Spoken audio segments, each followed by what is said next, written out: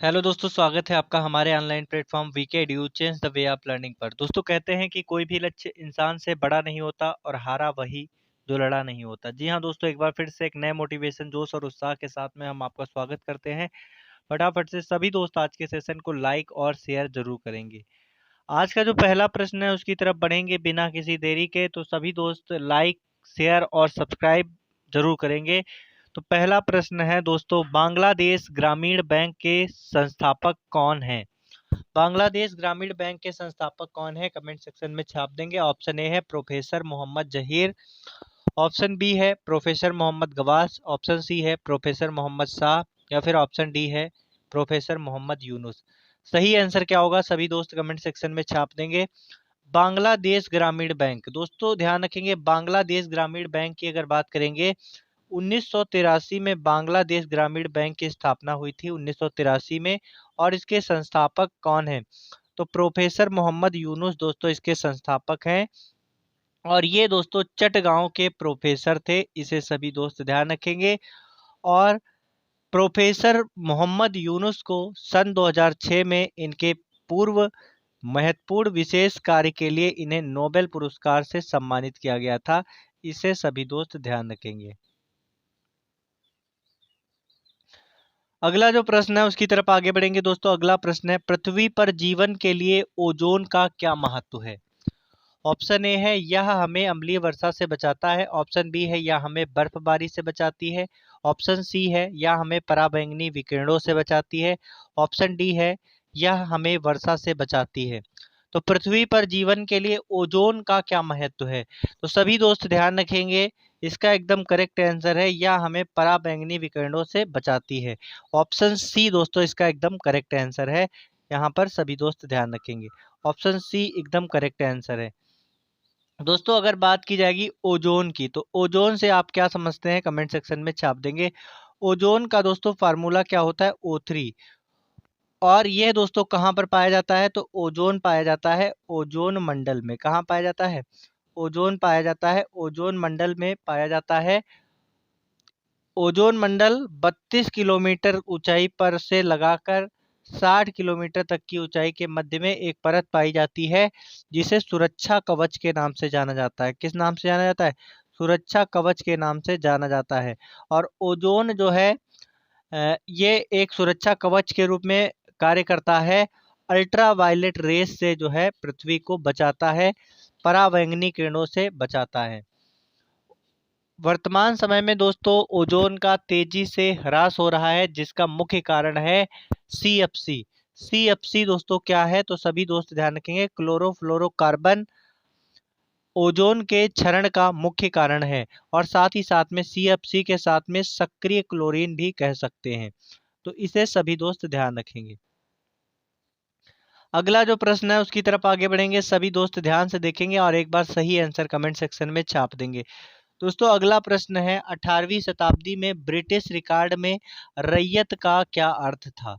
बताएंगे British record में रैयत का क्या अर्थ था। ऑप्शन ए है व्यापारी, ऑप्शन बी है बुनकर, ऑप्शन सी है आड़तिया, और ऑप्शन डी है किसान।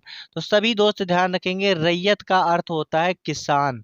रैयत का अर्थ होता है किसान।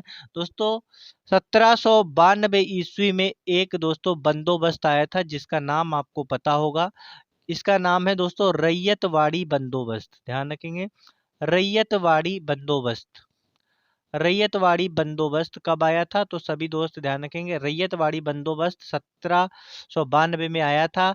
और ये दोस्तों कहाँ से स्टार्ट हुआ था? तो इसे भी सभी दोस्त ध्यान रखेंगे, तमिलनाडु के बाराह महल से। तमिलनाडु के बाराह महल से यह दोस्तों रैयतवाड़ी बंदोबस्त स्टार्ट हुआ था। बंदोबस्त स्टार्ट हुआ था, सभी दोस्त ध्यान रखेंगे। और रैयतवाड़ी बंदोबस्त भारत की कुल कितनी भूमि पर लगा था? तो भारत की दोस्तों 51% भूमि पर यह कर लगा हुआ था, रैयतवाड़ी बंदोबस्त। अगला जो प्रश्न है उसकी तरफ आगे बढ़ेंगे, सभी दोस्त ध्यान से देखेंगे और एक बार लाइक और शेयर जरूर करेंगे। अगला प्रश्न है, एक लोकल एरिया नेटवर्क के टोपोलॉजी को क्या कहा जाता है, जिसमें हब या स्विच की तरह सभी नोड्स केंद्रीय कनेक्शन बिंदु से अलग जुड़े हुए होते हैं?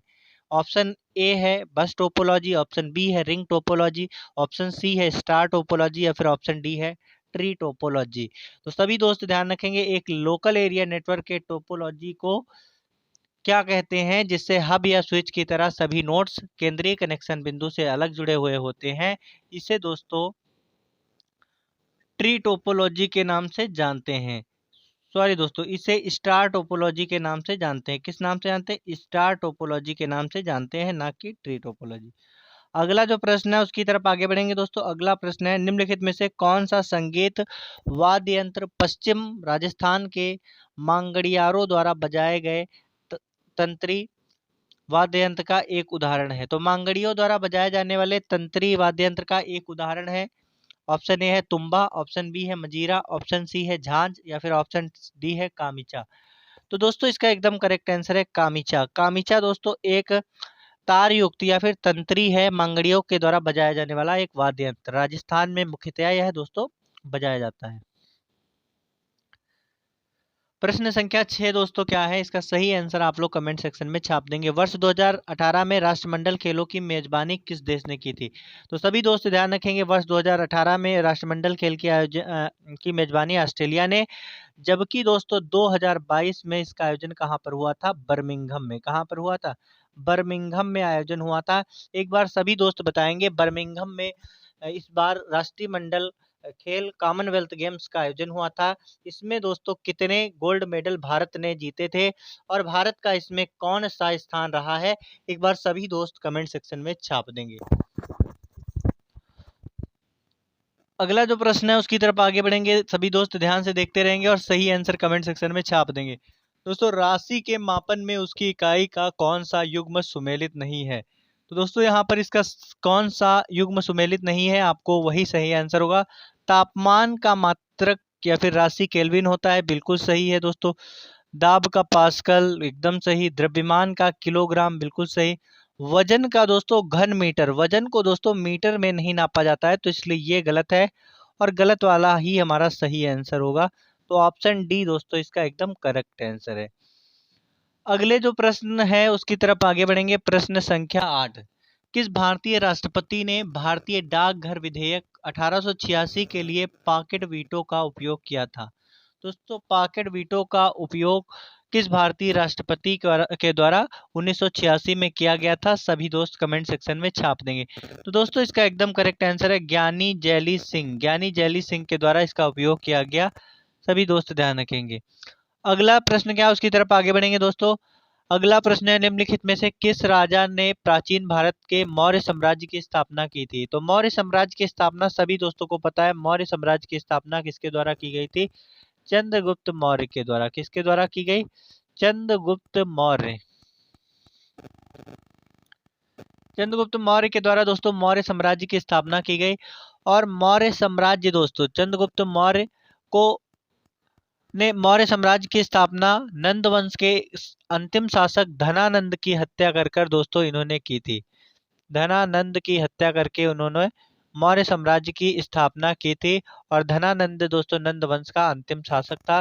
चंद्रगुप्त मौर्य ने सेंड्रोकोट्स की उपाधि धारण की थी। अगला जो प्रश्न है उसकी तरफ आगे बढ़ेंगे। प्रश्न संख्या 10 दोस्तों, ऑनलाइन बुनियादी ढांचे में सुधार और इंटरनेट कनेक्टिविटी में वृद्धि करके इलेक्ट्रॉनिक रूप से नागरिकों को सरकारी सेवा प्रदान करने के उद्देश्य से निम्नलिखित में से किस सरकारी योजना को शुरू किया गया था? तो दोस्तों ऑनलाइन बुनियादी ढांचों और इंटरनेट में कनेक्टिविटी की वृद्धि करके इलेक्ट्रॉनिक रूप से नागरिकों को सेवाएं प्रदान करने का उद्देश्य दोस्तों किस सरकारी योजना का था? तो दोस्तों इसका एकदम करेक्ट आंसर है डिजिटल इंडिया। डिजिटल इंडिया का उद्देश्य और डिजिटल इंडिया कब से स्टार्ट किया गया था? तो सभी दोस्त ध्यान रखेंगे 1 जुलाई 2015 से डिजिटल इंडिया या फिर डिजिटल भारत योजना स्टार्ट हुई थी। अगले प्रश्न की ओर आगे बढ़ेंगे, सभी दोस्त ध्यान से देखेंगे और सही आंसर कमेंट सेक्शन में छाप देंगे। निम्नलिखित में से किस राज्य में प्रसिद्ध चित्रदुर्ग किला स्थित है? तो किस राज्य में प्रसिद्ध चित्रदुर्ग किला स्थित है? सभी दोस्त बताएंगे। ऑप्शन ए है राजस्थान, ऑप्शन बी है कर्नाटक, ऑप्शन सी है केरल और ऑप्शन डी है तमिलनाडु। तो दोस्तों इसका एकदम करेक्ट आंसर है कर्नाटक। कर्नाटक में दोस्तों प्रसिद्ध चित्रदुर्ग किला स्थित है। कर्नाटक में प्रसिद्ध चित्रदुर्ग किला स्थित है? सभी दोस्त ध्यान रखेंगे। अगला जो प्रश्न है उसकी तरफ आगे बढ़ेंगे। प्रश्न संख्या 12, सभी दोस्त ध्यान से देखेंगे और सही आंसर कमेंट सेक्शन में छाप देंगे। निम्नलिखित में से कौन राज्यसभा के पदेन अध्यक्ष होते हैं? तो इसमें से कौन राज्यसभा के पदेन अध्यक्ष होते हैं? सभी दोस्त कमेंट सेक्शन में छाप देंगे। तो दोस्तों राज्यसभा का पदेन अध्यक्ष होता है भारत का उपराष्ट्रपति। कौन होता है? भारत का उपराष्ट्रपति दोस्तों राज्यसभा का पदेन अध्यक्ष होता है। राज्यसभा दोस्तों, राज्यसभा से आप क्या समझते हैं? दोस्तों राज्यसभा संसद के दोस्तों 2 सदन होते हैं। कितने सदन होते हैं?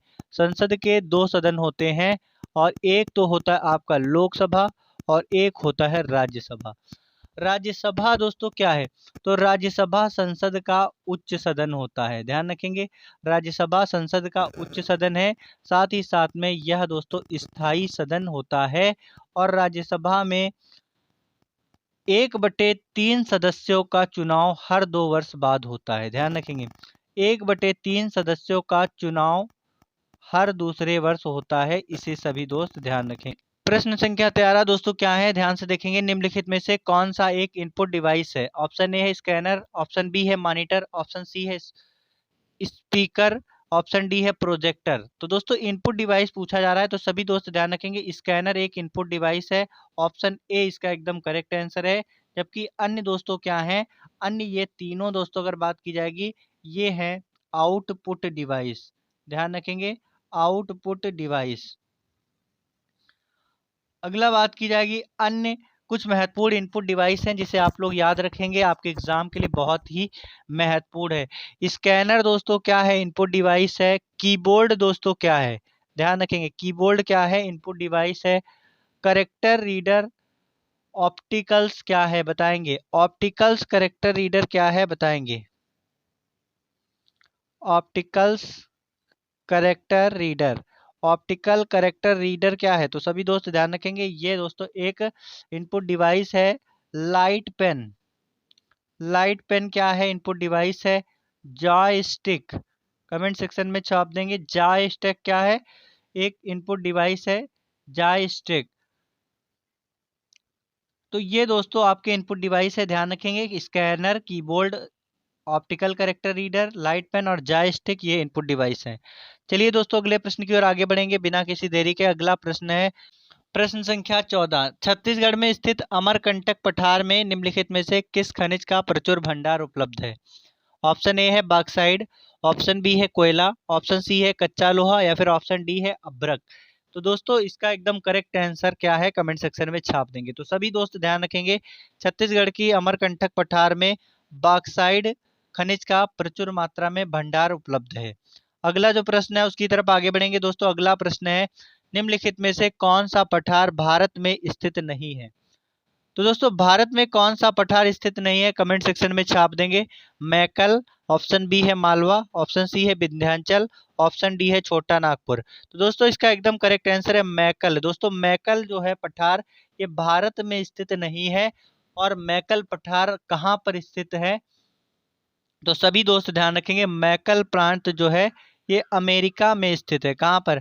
अमेरिका के अलास्का प्रांत में स्थित है। कहाँ पर स्थित है? अमेरिका के अलास्का प्रांत में स्थित है मैकल। और ये दोस्तों कैसा पठार है? तो अंतः पर्वतीय पठार है। ध्यान रखेंगे, अंतः पर्वतीय पठार है। इसे सभी दोस्त ध्यान रखेंगे। अगला जो प्रश्न है उसकी तरफ आगे बढ़ेंगे दोस्तों। अगला प्रश्न है निम्नलिखित में से कौन सा भूकंप का प्रभाव नहीं है? ऑप्शन ए मृदा द्रवीकरण, ऑप्शन बी है सुनामी, ऑप्शन बी है हिमस्खलन, ऑप्शन डी है भारी वर्षा। तो दोस्तों इसका एकदम करेक्ट आंसर है भारी वर्षा। भारी वर्षा दोस्तों भूकंप का प्रभाव नहीं है, इसे सभी दोस्त ध्यान रखेंगे। अगले प्रश्न की ओर आगे बढ़ेंगे दोस्तों। अगला प्रश्न है चींटी के डंक में मुख्य रूप से निम्नलिखित में से क्या होता है? ऑप्शन ए है टार्टरिक एसिड, ऑप्शन बी है मैग्नीशियम हाइड्रोक्साइड, ऑप्शन सी है फार्मिक अम्ल या फिर ऑप्शन डी है साइट्रिक अम्ल। तो चींटी के डंक में मुख्य रूप से क्या होता है? तो सभी दोस्त ध्यान रखेंगे, चींटी के डंक में क्या होता है? कमेंट सेक्शन में छाप देंगे। तो दोस्तों चींटी के डंक में मुख्य रूप से क्या होता है? चींटी के डंक में मुख्य रूप से फार्मिक अम्ल पाया जाता है। और फार्मिक अम्ल क्या है? तो सभी दोस्त ध्यान रखेंगे, फार्मिक अम्ल एक तरीके का कार्बनिक यौगिक है। क्या है? फार्मिक अम्ल क्या है? एक तरीके का कार्बनिक यौगिक है। और यह दोस्तों इसका सूत्र अगर आपसे पूछा जाता है तो HCOOH इसका फार्मूला है। और फार्मिक अम्ल किसके डंक में पाया जाता है? तो चींटी के डंक में पाया जाता है। अगले प्रश्न की ओर आगे बढ़ेंगे दोस्तों। अगला प्रश्न है, विश्व के तीसरे नंबर के रईस कौन बन गए हैं? ऑप्शन ए है अनिल अंबानी, ऑप्शन बी है जैक मा, ऑप्शन सी है गौतम अडानी या फिर ऑप्शन डी है बिल गेट्स। तो दोस्तों विश्व के तीसरे नंबर के रईस कौन बन गए हैं? इसका दोस्तों एकदम करेक्ट आंसर है अनिल अंबानी। अनिल अंबानी दोस्तों विश्व के तीसरे नंबर के रईस बन गए हैं। अगला जो प्रश्न है उसकी तरफ आगे बढ़ेंगे दोस्तों। अगला प्रश्न है, हाल ही में अभिजीत सेन का निधन हो गया, वह किस क्षेत्र से संबंधित हैं? तो सभी दोस्त ध्यान रखेंगे, हाल ही में अभिजीत सेन का निधन हुआ है, वह किस किस क्षेत्र से संबंधित है? तो अभिजीत सेन दोस्तों एक किस क्षेत्र से संबंधित है? सभी दोस्त कमेंट सेक्शन में छाप देंगे। तो अभिजीत सेन दोस्तों एक अर्थशास्त्री थे। कौन थे? अर्थशास्त्री। अगला जो प्रश्न है उसकी तरफ आगे बढ़ेंगे दोस्तों। अगला प्रश्न है, हर वर्ष लघु उद्योग दिवस कब मनाया जाता है? कमेंट सेक्शन में छाप देंगे। ऑप्शन ए है 30 अगस्त को, ऑप्शन बी है 2 सितंबर को, ऑप्शन सी है 28 अक्टूबर को, ऑप्शन डी है 3 जुलाई को। तो हर वर्ष लघु उद्योग दिवस कब मनाया जाता है? तो सभी दोस्त ध्यान रखेंगे, प्रति वर्ष दोस्तों लघु उद्योग दिवस 30 अगस्त को मनाया जाता है। अगले प्रश्न की ओर आगे बढ़ेंगे दोस्तों। कौन भारतीय क्रिकेटर हाल ही में T20 में सबसे ज्यादा बनाए रन बनाने वाले बल्लेबाज बने हैं? तो सबसे ज्यादा T20 में रन बनाने वाला बल्लेबाज कौन बन गए हैं? तो इसका एकदम करेक्ट आंसर है दोस्तों रोहित शर्मा। रोहित शर्मा, सभी दोस्त ध्यान रखेंगे। अगला जो प्रश्न है उसकी तरफ आगे बढ़ेंगे दोस्तों। अगला प्रश्न है, हाल ही में किस राज्य ने राजीव गांधी ग्रामीण ओलंपिक खेलों की घोषणा की है? ऑप्शन ए है असम, ऑप्शन बी है उत्तराखंड, ऑप्शन सी है राजस्थान या फिर ऑप्शन डी है दिल्ली। सही आंसर क्या होगा? सभी दोस्त इसका सही आंसर कमेंट सेक्शन में बताएंगे। तो किस राज्य ने राजीव गांधी ग्रामीण ओलंपिक खेलों की घोषणा की है? तो दोस्तों इसका एकदम करेक्ट आंसर है राजस्थान। राजस्थान के द्वारा इसकी घोषणा की गई। अगले प्रश्न की ओर आगे बढ़ेंगे दोस्तों। हाल ही में किस निजी दूरसंचार कंपनी ने जल्द ही दिल्ली, मुंबई, कोलकाता और चेन्नई में बहुप्रतीक्षित 5G सेवा की शुरुआत करने की घोषणा की है? तो बहुप्रतीक्षित 5G सेवा की शुरुआत करने की घोषणा दोस्तों किसके द्वारा की गई है? तो इसका एकदम करेक्ट आंसर है जियो दोस्तों। ऑप्शन सी एकदम करेक्ट आंसर है। अगले प्रश्न की ओर आगे बढ़ेंगे दोस्तों। अगला प्रश्न है, किस मुक्केबाज खिलाड़ी ने सुपर फेदरवेट श्रेणी WBC इंडिया का खिताब जीता है? ऑप्शन ए है मोहम्मद अजहर, ऑप्शन बी है जीसन अहमद, ऑप्शन बी है रफीक तेवरिया या फिर ऑप्शन डी है रोहित गर्ग। तो दोस्तों इसका एकदम करेक्ट आंसर है मोहम्मद अजहर। मोहम्मद अजहर दोस्तों एक मुक्केबाज खिलाड़ी है, इन्होंने दोस्तों WBC का खिताब जीता है। अगला जो प्रश्न है उसकी तरफ आगे बढ़ेंगे दोस्तों। अगला प्रश्न है, हर वर्ष 29 अगस्त को राष्ट्रीय खेल दिवस किस महान खिलाड़ी की जयंती पर मनाया जाता है? ऑप्शन ए है मेजर ध्यानचंद, ऑप्शन बी है झुम्पा लाहिड़ी, ऑप्शन सी है धनराज पिल्लई या फिर ऑप्शन डी है कौशिक बसु। तो सभी दोस्त ध्यान रखेंगे 29 अगस्त को राष्ट्रीय खेल दिवस के रूप में मनाया जाता है, क्योंकि दोस्तों 29 अगस्त को मेजर ध्यानचंद्र का जन्म दिवस होता है। मेजर ध्यानचंद्र दोस्तों किसके खिलाड़ी थे? तो भारत में हॉकी खेल के खिलाड़ी थे मेजर ध्यानचंद। और मेजर ध्यानचंद को दोस्तों किस रूप में संबोधित किया गया है? तो इन्हें दोस्तों हॉकी का जादूगर कहा गया है। हॉकी का जादूगर किस खिलाड़ी को कहा गया है? तो सभी दोस्त ध्यान रखेंगे, हॉकी का जादूगर मेजर ध्यानचंद को कहा गया। चलिए दोस्तों आगे बढ़ते हैं। तो आज का सेशन हमारा यहीं तक था। आप सभी दोस्त लास्ट तक बने रहे उसके लिए बहुत बहुत धन्यवाद। लास्ट में दोस्तों कहना चाहते हैं कि आप सभी दोस्त प्रतिदिन शाम को 8 बजे लाइव क्लास से जुड़कर अपने किसी भी एग्जाम की बहुत बेहतरीन तैयारी कर सकते हैं। आप सभी दोस्त लास्ट तक बने रहे उसके लिए बहुत बहुत धन्यवाद। Thank you so much.